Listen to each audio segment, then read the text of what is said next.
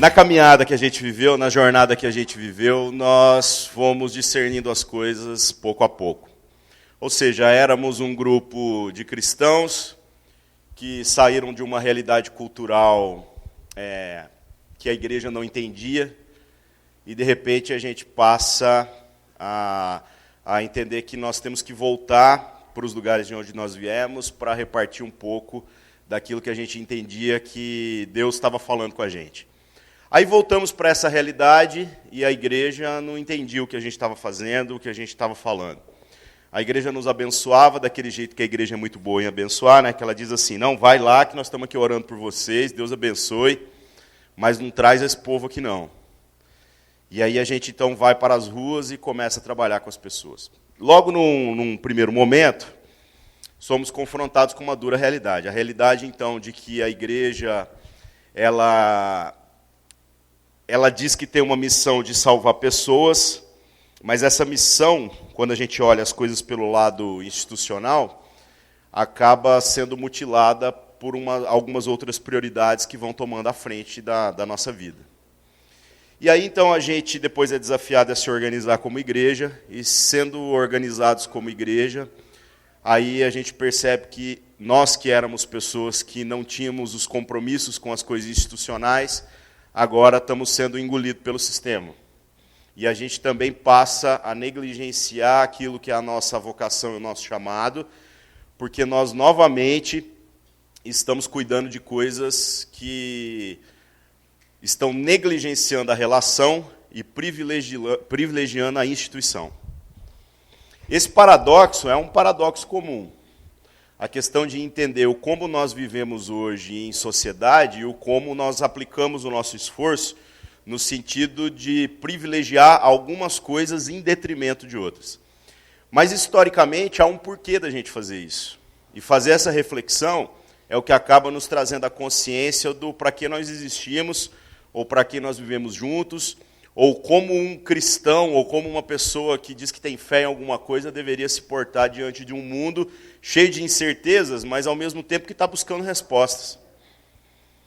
E o que nós percebemos é que ao longo da história da humanidade, principalmente no século XX, quando nós temos a explosão dos movimentos de contracultura, a realidade que a gente se depara é a realidade de indivíduos que tentam se alienar dos problemas do mundo através da busca individual por coisas que vão preencher os vazios da sua vida.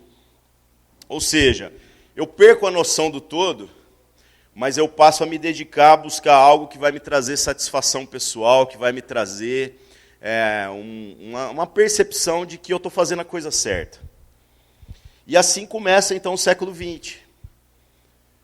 Depois, quando chega na segunda metade do século XX, aquela galera, então, que entra para o mundo das drogas, entra para o mundo da poesia, buscando, então, apenas uma percepção extracorpórea, sensorial, tentando encontrar uma paz que não existe dentro de si, quando esse cara percebe que isso é bom, que essa busca por algo que transcende a existência é bom, nos anos 60 isso se potencializa de uma maneira inacreditável.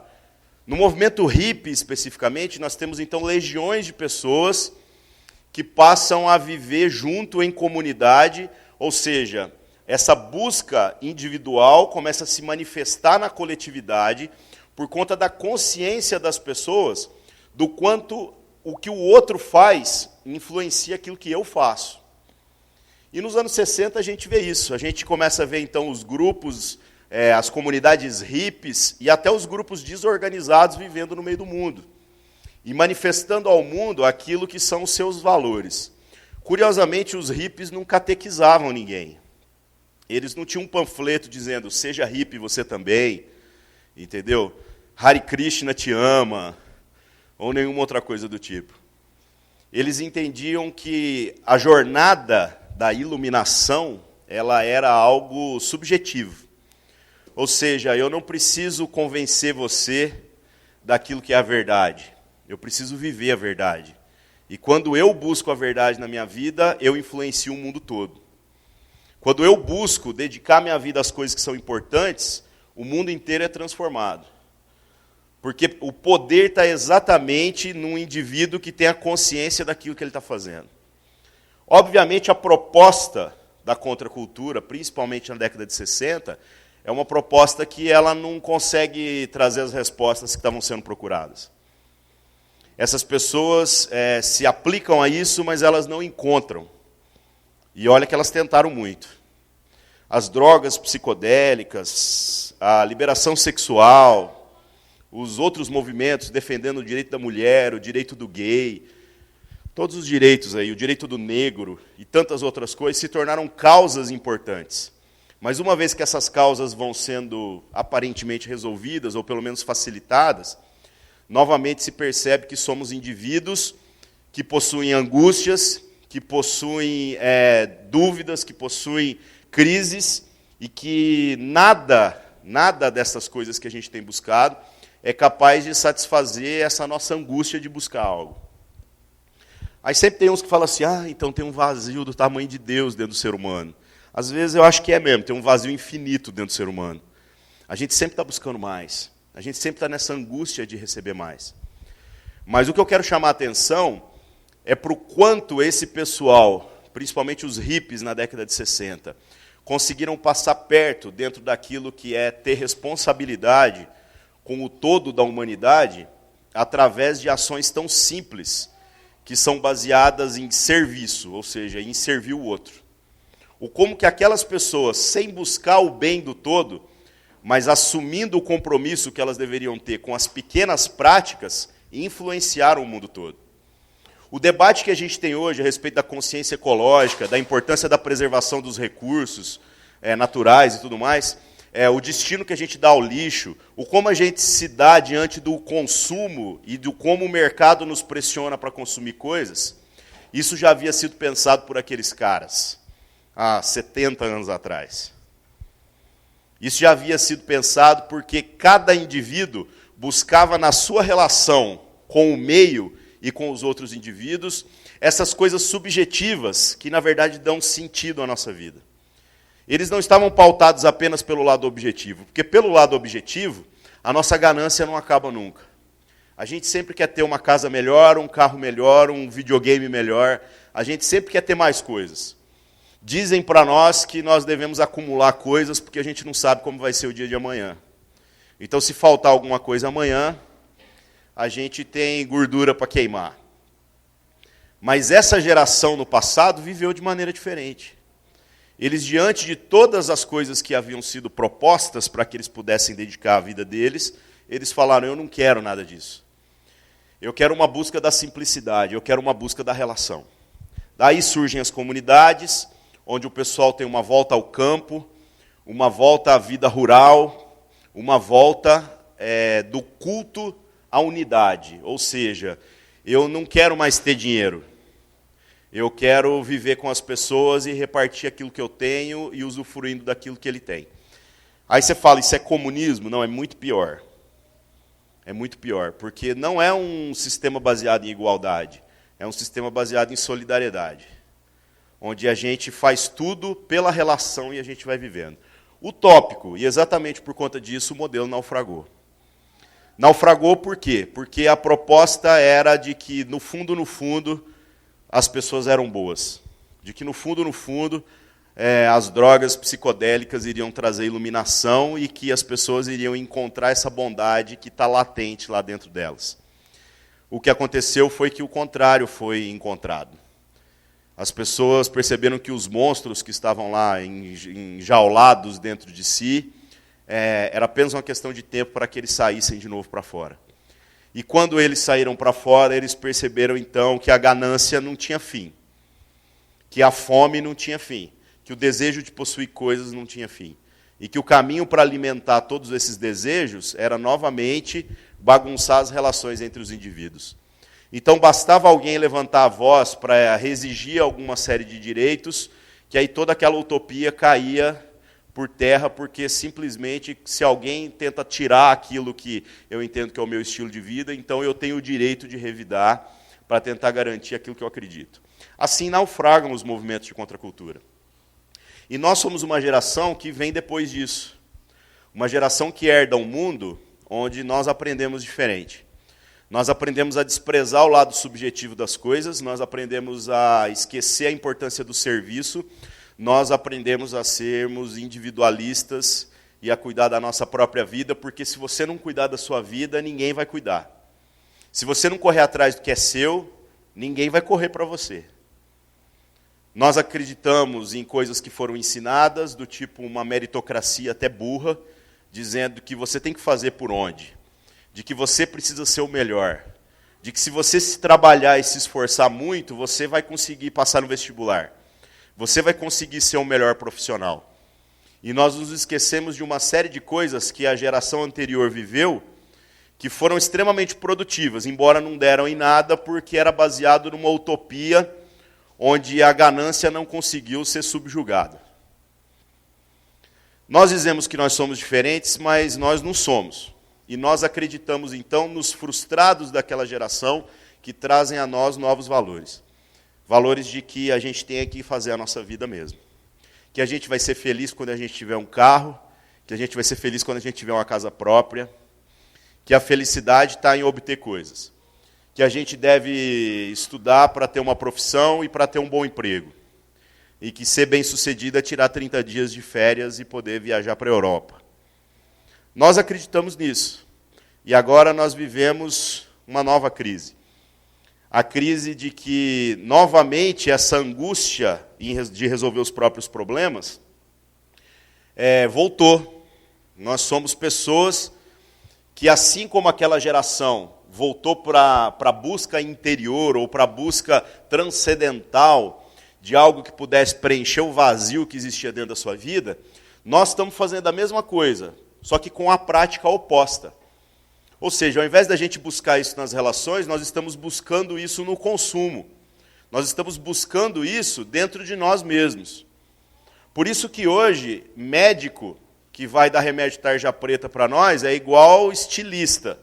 Entendeu? A gente troca figurinha para ver qual médico que é melhor, que vai dar uma medicação mais legal, qual médico que vai ter um tratamento mais alternativo, porque no fundo, a gente não percebe que nós estamos desprezando as relações e tentando resolver os nossos problemas a partir de nós mesmos. Por isso a gente tem tantas crises de ordem psicológica e até de ordem psiquiátrica. Por isso que nunca houve no nosso meio tanta gente que está vivendo a angústia de existir. Porque a geração passada buscou, nas relações, o motivo de existir. Ela buscou no serviço, no cuidado com o planeta e no cuidado da família, o sentido de existir. O erro foi achar que as pessoas eram boas. Nós já somos exatamente o oposto. Nós sabemos que as pessoas não são boas. Nós nos conhecemos e sabemos que somos péssimos. Nós nos conhecemos e sabemos que dentro de nós há monstros que gritam. E às vezes gritam coisas que a gente gostaria que não gritasse.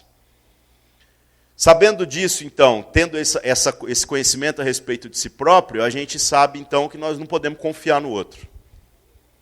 E como a gente não pode confiar no outro, porque o outro não presta, o outro não é bom o suficiente, dentro do outro eu sei que não tem nada de bom, a única pessoa que eu posso contar é comigo mesmo, então eu passo a viver de modo a só ter compromisso com aquilo que é o meu próprio interesse. Então eu novamente estou numa busca individualista, mas uma busca individualista no sentido de negligenciar as ações que vão beneficiar toda a comunidade. E assim a gente vai se anestesiando cada vez mais para a realidade, para a responsabilidade que a gente tem na igreja, na sociedade e no planeta todo. Por isso hoje é tão difícil a gente falar sobre alguns assuntos. Por exemplo, quando a gente fala com relação à pobreza ou com relação ao debate sobre o consumo, sobre o que seria estimular uma prática de consumo consciente, a gente entra em conflito. Porque ninguém quer que mexa nisso na sua vida. Ninguém quer que quando eu fale de consumo, se eu falar para você assim, não, os produtos têm que durar mais, você gritar amém, aleluia, né? Porque é um absurdo você comprar um celular, dali um ano o negócio está uma sucata. Ele foi feito para durar um ano. Então, quando eu falo que o produto tem que durar mais, você fala amém. Mas quando eu falo que a gente deveria comprar um telefone mais barato, para a gente poder dar um telefone para aquele cara que nunca vai poder ter um telefone na sua vida, aí me chamam de comunista. Mas como assim? E, na verdade, esse é o debate. O debate de que, para a gente poder consumir algumas coisas, e eu não estou falando apenas de produtos, eu estou falando de recursos, eu estou falando de ideias, ou para a gente garantir o nosso estilo de vida. Nós fazemos isso em detrimento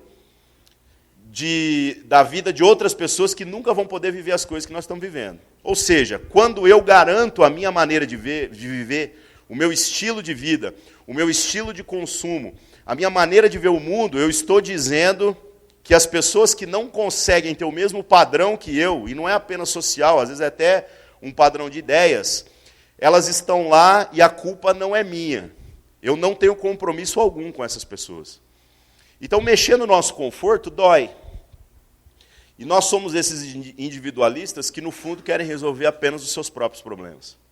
Perdemos a noção da relação e perdemos a noção do como os produtos que eu consumo ou o lixo que eu jogo pela janela do meu carro afeta a vida das pessoas que estão vivendo em situações mais complicadas dentro do ambiente que a gente vive.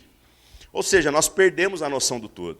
Quando você traz às pessoas o debate da política, a gente percebe que nós somos avessos à política.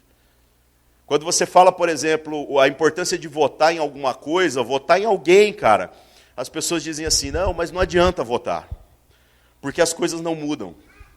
Mais uma vez, nós estamos manifestando nas nossas atitudes individuais o descaso que a gente tem com o todo, com a visão do todo e com o compromisso com o todo. Aí você diz assim para mim, não, mas não muda nada, desde que eu conheço o mundo não muda nada. Muda. Porque o hippie mudou o mundo. O hippie que também não tinha essa consciência tão ampla, mas tinha a sua atitude baseada em serviço, ele conseguiu mudar o mundo. Ele conseguiu influenciar os valores de consumo da sua geração. Ele conseguiu levantar o debate ecológico há 50 anos atrás. Coisa que nós estamos patinando até hoje para fazer. Eles reviram a ideia do consumo há 50 anos atrás. Eles chegaram a conclusões que nós estamos chegando agora. De que, na verdade, ter um carro ou uma casa não vai trazer felicidade nenhuma para nós. Porque agora está fácil, você consegue ter um carro e uma casa. Você monta num carnê da grossura da Bíblia e está resolvido o problema. Não há mais nada nesse mundo que você não possa ter. Se você quiser comprar um Porsche, você vai lá na concessionária, você ganha R$3.000 por mês, você já compra um Porsche, velho. Monta num carnê da grossura da Bíblia, paga R$1.500 de parcela e desfila de Porsche por aí. Só que quando você fizer isso, você vai perceber que isso não trouxe satisfação nenhuma. E que esse prazer de obter essas coisas que você desejava vai, na verdade, te levar a ter mais desejos que vão buscando sempre a satisfação do seu próprio interesse. Os hippies fizeram diferente. Eles se preocuparam com a vida comunitária. E sem saber o que estavam fazendo, eles mudaram o mundo. Eles influenciaram a política com relação à guerra do Vietnã. Eles conseguiram mobilizar uma nação no sentido de que não dava mais para levar aquela guerra adiante. Os Estados Unidos não perderam a guerra do Vietnã porque eles foram vencidos no campo de batalha. Eles perderam a guerra porque internamente a opinião pública mudou. O país inteiro começou a entender que 200 mil mortos, mesmo que do outro lado tenha morrido mais, não pode ser chamado de vitória. E então um país todo que era inflexível, porque lá não pode voltar atrás, perder nunca foi uma opção, teve que reconhecer que eles deveriam voltar atrás. Eles conseguiram mudar a política, porque eles conseguiram chamar a atenção dos políticos e de uma série de pessoas que não estavam nem aí para a política, para essas novas realidades.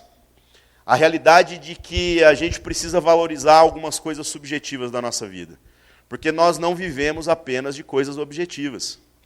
Esses caras mudaram o mundo. Esses caras mudaram o mundo quando eles foram para as ruas fazer o que nós fizemos no ano passado no Brasil. Só que a gente começa a olhar esses ensaios de vamos às ruas para mudar tudo, e a gente acha que do dia para a noite as coisas vão mudar. A luta pelos direitos civis não foi uma luta de um dia. E não foi uma luta contínua também, onde todos os dias o povo estava indo para as ruas para fazer alguma coisa. Isso foi um processo de anos. Mas as pessoas que viveram aquilo lá começaram a entender as responsabilidades individuais que colaboravam com o benefício do coletivo. Ou seja, quando Luther King organiza uma greve para o sistema de ônibus, ele, na verdade, foi motivado por tudo aquilo que aconteceu antes. Por todas as pequenas ações que as pessoas tiveram, onde elas pensaram subjetivamente no que era viver a coisa certa. Por que eu falo subjetivamente? Para pensar. A luta contra o racismo.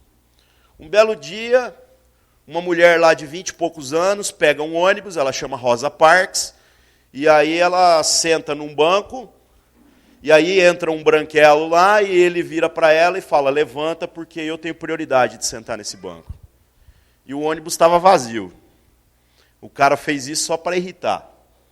E aí ela, simplesmente cansada daquela situação, vira e fala, eu não vou levantar.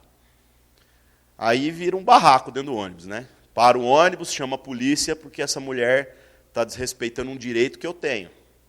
Então essa mulher é negra e está sentada num banco onde eu, como branco, tenho prioridade. E aí essa mulher, o que ela fez é extremamente subjetivo. E a nossa geração não pensa mais dessa forma. A nossa geração sempre está buscando uma objetividade que está matando o compromisso que a gente tem com o todo. Porque nós achamos que as pequenas ações não movem o mundo, e movem. Essa mulher moveu o mundo. Essa mulher pegou e falou, eu não vou sair daqui. Então o motorista fala, eu vou chamar a polícia então. E ela diz, pode chamar a polícia. E aí ela foi presa e foi fichada. E hoje ela é uma moeda nos Estados Unidos, né? Que é uma honra. Morreu não faz muitos anos. Essa mulher instiga, então, uma série de pessoas, inclusive o pastor batista lá, Martin Luther King Jr., a começar a luta pelos direitos civis. Quem movimentou tudo aquilo que aconteceu foi aquela mulher. Aquela mulher que entendeu que ela ser presa não ia mudar nada, mas mudou. Ela lutar pelo que é certo pode parecer que não vai fazer diferença nenhuma, como se fosse uma gota no meio de um oceano. Mas vai mudar. E mudou. Luther King também é um cara que tem uma vida dedicada ao fracasso. A promover marchas, a promover greves. E aquela greve afeta o quê? A greve que ele organiza dos ônibus é incrível. Ele corre às igrejas onde tem negros e faz a proposta, fala assim, gente, nós estamos há tanto tempo aí marchando e fazendo placa e tomando couro da polícia, pedindo coisas que a gente nem sabe direito, porque você pede igualdade, o que é igualdade? E aí ele tem uma ideia objetiva, que é fruto de uma busca subjetiva. Ele diz assim, vamos fazer o seguinte, quem for negro não usa ônibus mais. Não pegue ônibus. Então vá para o trabalho a pé. E se você for negro e tiver carro, e vê o seu irmão andando na calçada, para e dê carona para ele. E eles ficaram durante 1 ano sem usar ônibus. Sendo que eles eram um percentual muito expressivo da população. Aí as companhias de ônibus se ajoelharam diante deles e tiveram que falar assim, não, vamos acabar com esse negócio de separação entre negros e brancos dentro do ônibus. As corporações tiveram que se render a algo que começa de maneira subjetiva e encontra um caminho de objetividade no meio da jornada. O problema da nossa geração é que a gente acha que as pequenas ações não vão mudar nada. E nós nos esquecemos que o mundo é movido por subjetividades. Ou seja, a igreja existe não por conta, às vezes, das ações que ela faz. A igreja existe não porque ela tem prédios, ou porque ela organiza cultos, ou porque ela faz coisas grandiosas, ela coloca o nome dela na mídia. A igreja existe porque existem aquelas pessoas, e geralmente é uma senhora de 230 anos de idade, que fica lá no fundo do culto, que ora por todo mundo sem ninguém ter mandado ela orar por nada. Essas pessoas é que movimentam o reino de Deus. A igreja existe não porque nós fazemos campanhas e chamamos pessoas para virem saber mais de Deus. A igreja existe por causa daquele anônimo, aquele cara que senta, que não é nem um pouco eloquente, que senta no fundo da igreja, que ele não tem estudo teológico nenhum, mas ele, no trabalho dele, é capaz de repartir a fé dele com alguém. Não no sentido de catequizar, mas no sentido de poder falar daquilo que ele tem vivido com tanta graça, que independente da religião que a outra pessoa tem, a pessoa consegue se achegar até Deus. Então essas subjetividades são as coisas que movem o mundo. A igreja existe por causa disso. Você não precisa de um grande pregador, mas você precisa de muitas pessoas que vivam em oração. Você não precisa de um ministério de evangelismo, mas você precisa de pessoas que saibam repartir a sua fé no dia a dia. Isso faz com que a igreja se mova, com que a igreja alcance pessoas que estão buscando ser alcançadas. Os projetos sociais não são feitos apenas pelas grandes ONGs que estão botando seu nome na mídia, que estão buscando, às vezes, verbas públicas e tudo mais. Tudo isso é importante, mas isso não é o foco. As grandes ONGs que trabalham com ação social de verdade, elas são movidas por gente obstinada que um dia saiu para a rua e percebeu que havia um irmão ali. Uma pessoa que está passando necessidade e que ela não podia mais viver da mesma maneira que ela viveu até então. Ela tinha o dever de fazer alguma coisa. Então essa pessoa que às vezes está lá dando banho em idoso, essa pessoa que está lá limpando a bunda do idoso, essa pessoa que move uma ONG, ela move uma missão, ela move a igreja, ela move o mundo. O nosso problema é que nós estamos nos tornando pior do que a geração passada, por conta da busca da individualidade e por conta do quanto a gente tem desmerecido o poder do serviço. O poder do entender que as pequenas coisas que fazemos são capazes de mudar o mundo. O como nós nos esquecemos que essas pequenas coisas, elas vão ecoar em toda a eternidade, pelo simples fato de que as pessoas estão buscando inspiração o tempo todo. Alguém está olhando para você o tempo todo. Nós vivemos num Big Brother. Essa é a realidade. As pessoas estão olhando para a sua vida e tentando encontrar algo. Não é porque você é especial, porque você não é especial coisa nenhuma. Você é uma pessoa limitada, problemática, que no fundo, tem monstros aí dentro de você que gritam e gritam alto. Você é uma pessoa que está buscando resolver o teu lado primeiro. Mas quando a gente abre o nosso coração e a gente está aí falando a respeito das coisas de Deus e permite que a gente viva de maneira subjetiva, muitas vezes, e a gente abrace o serviço e o cuidado com as pessoas, nas pequenas ações, com verdadeiro empenho e com verdadeiro amor no que a gente está fazendo, as pessoas vão perceber que nós estamos vivendo como se a gente soubesse alguma coisa que elas não sabem. E assim a gente começa a movimentar tudo. Assim a gente começa a transformar o mundo e transformar o lugar que a gente vive. Nós não vamos mudar a política dizendo que política não tem conserto. E talvez a gente também não vá mudar a política se a gente resolver fundar um partido político e entrar para a política. Talvez a gente seja capaz de mudar a política quando a gente resolva se infiltrar nos bastidores da política e a gente resolva servir as pessoas que estão roubando o direito do pobre e às vezes até os nossos direitos também. Nós vamos mudar o mundo quando a gente entrar para os bastidores e falar assim, olha, eu sei que vocês aí estão roubando todo mundo, mas nós viemos aqui para cuidar de vocês. E aí a gente vai corromper o que está corrompido para ver se descorrompe. Enquanto o cara rouba o direito do nosso filho ter saúde e educação, a gente cuida do filho do cara. Lá na escola particular onde você trabalha. Lá no hospital particular onde você serve. E nós vamos fazer isso com tanta graça, entendendo que nós estamos aqui para servir mesmo. Nós estamos aqui para lavar o carro dessas pessoas, para servir a comida delas. Clube da luta, total, né? Estamos em todos os setores da sociedade. Quando a gente fizer isso com verdadeiro empenho e consciência de que as pequenas ações são capazes de mudar o mundo todo, então nós iremos inspirar milhares de pessoas a fazer a mesma coisa. E mais do que isso, nós vamos inspirar os inimigos. Os nossos inimigos vão ter que se curvar diante de uma vida de serviço. Uma vida que entende que as pequenas ações que fazemos ecoam em toda a eternidade. E ainda que esse político ladrão, safado, corrupto, que continua roubando a gente, não mude, o filho dele vai mudar. E na próxima geração nós vamos ter uma virada de jogo. Porque na hora que o pai tentar lançar o seu filho na carreira política, ele vai meter o dedo na cara do pai e falar assim, o senhor é um ladrão. O senhor é um corrupto. E eu não vou entrar para esse esquema, não.